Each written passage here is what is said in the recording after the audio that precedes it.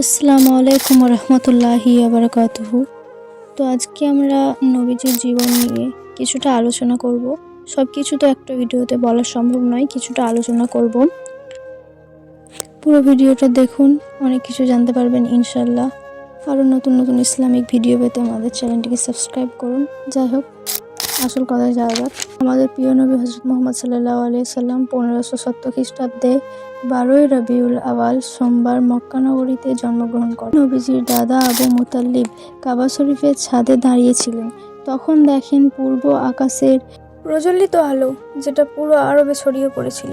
আবু মুতাল্লিব অবাক হয়ে যান। এরপর তিনি দৌড়ে চলে আসেন। সেখানে দেখেন যে কাবা শরীফের ভেতরে রাখা যে বিভিন্ন পূজারীদের 360টি মূর্তি সব ভেঙে পড়ছে। এরপর তিনি কাবা শরীফ থেকে বাইরে বের হয়ে আসেন এবং তার বাড়ির দিকে দেখেন কুফা ও সিরিয়ার মধ্যবর্তী স্থানে পানির প্রবাহ শুরু হয়েছে, যেখানে বহু বছর ধরে পানি দেখা যায়নি। ঠিক তখনই আবু মুতাল্লিব তার ঘরের দিকে দেখে। তিনি তখন দেখতে পান তার ঘর থেকে অদ্ভুত এক আলো ছড়িয়ে পড়ছে। দেখতে পায় আমিনার কোল জুড়ে এসেছে একটি ফুটফুটে শিশু। সেই সময় আবু মুতাল্লিবের চোখ দিয়ে জল চলে আসে, কারণ সেই সময়ে অন্ধকার সমাজের প্রদীপের আলোর হয়ে আসেন প্রিয় নবী মুহাম্মদ সাল্লাল্লাহু আলাইহি সাল্লাম। পরের দিন আবু মুতাল্লিব তার নাতির আকিকার জন্য উট জবাই করে গরিব মানুষদের খাওয়ায়। তখন সেখানে হাজির হন আবু তালেবের বড় ছেলে ভাই অর্থাৎ নবীজির বড় চাচা আবু লাহাব।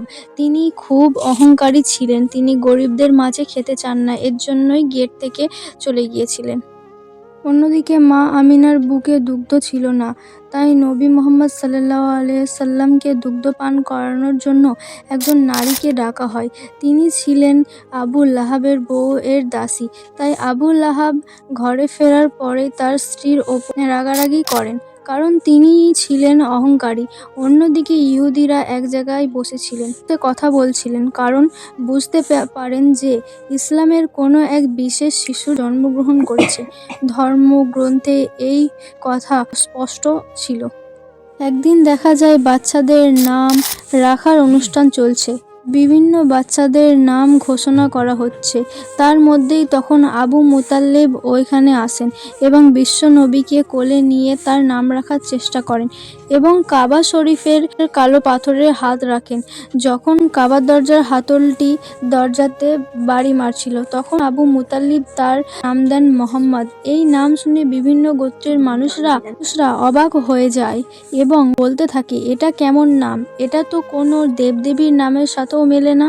তখন আবু তালিব বলে ওঠে, তোমরা শান্ত হও, শিশুটির নাম রাখা হয়ে গেছে, এখন তোমরা চাইলেও আর এটা পরিবর্তন করতে পারবে না। এবং দেখা যায় আবু লাহাব তার দাসীকে নিতে আসেন।